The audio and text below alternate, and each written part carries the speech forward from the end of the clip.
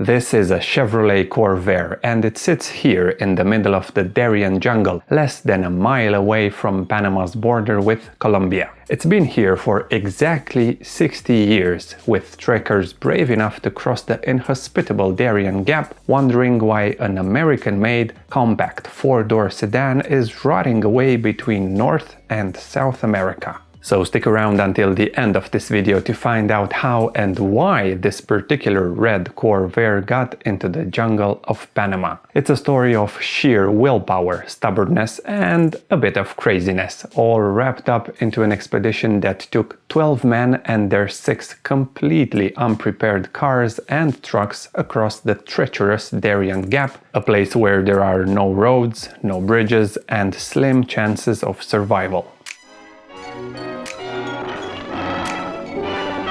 Now starts the ordeal.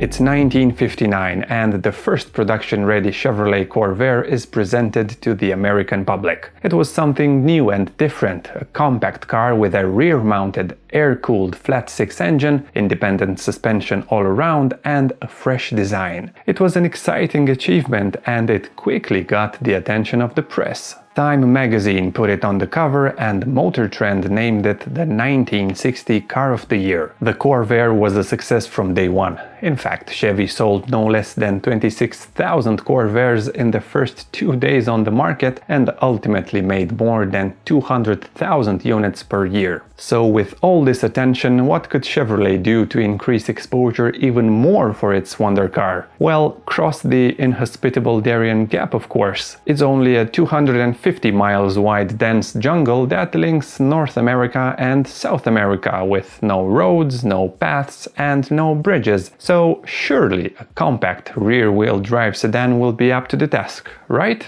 And this is exactly what Chevrolet did, although in the end it didn't really go as planned, but I'll get to that part later. A team of 12 men driving 3 Corvairs, 2 suburban carryalls and a fuel rig left from Chicago and drove from dawn to dusk every day to get to Central America. The goal was to shoot 2 promotional films that would show America how good the rear-engined compact car is even in the most unforgiving conditions and help Chevy fulfill its goal of getting a Corvair in every American's driveway. It was pure madness. Nobody had ever tried to cross the Darien Gap in passenger cars ever before, and just a handful of people managed to previously get across it. But nevertheless, Chevrolet went with it and supplied the team with 3 brand new Corvairs, support vehicles and spare parts. The plan itself was hatched by Dick Doan, whose name may not ring a bell immediately, but suffice it to say that he owned the, quote, world's best-known Corvette dealer in Dundee, Illinois in the 1950s and rubbed shoulders with none other than Carroll Shelby and Ken Miles. A film crew and a pair of Chicago Tribune staffers tagged along the way and documented the whole trip, which would take no less than 4.5 months, and at the end of which just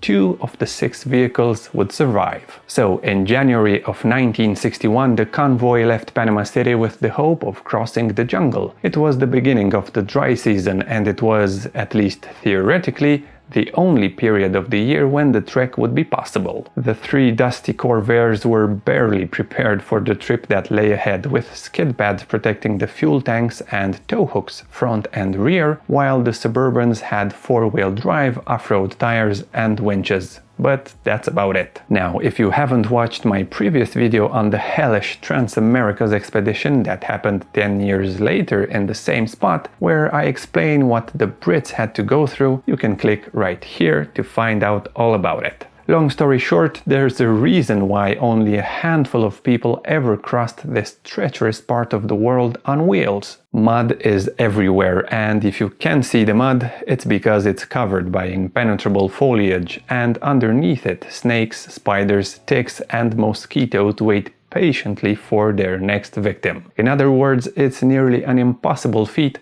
especially for rear-wheel drive sedans without proper preparation. But the team, led by Dick Doane himself, ventures into the humid obstacle, following nothing but hand-drawn maps and intuition. It doesn't take long until the machetes are put to work to cut a path wide enough for the cars to cross, but it's not enough because the Corvairs have to go over mud-filled bogs, huge tree stumps and high-grade slopes, so they're pushed, pulled and muscled through the thick of the jungle. Every time a small water crossing was encountered, the team constructed makeshift bridges, and sometimes these were made in a hurry, which led to some teeth-grinding moments. When bigger rivers had to be crossed, the cars were put onto DIY rafts, and one time a tractor needed to be used to haul the floating Corvairs through a fast-flowing river. The promotional films that resulted from this whole adventure show the men being upbeat and cheerful and the cars running through the mud like it's nobody's business. But the truth is, a lot went wrong during the expedition. Some sources say that one suburban carryall slid down a crevasse and shattered one of its axles, and that the fuel truck was lost after the winch snapped a third time and went down 150 feet, while the other carryall was lost further along the way. At the end of this whole trip, just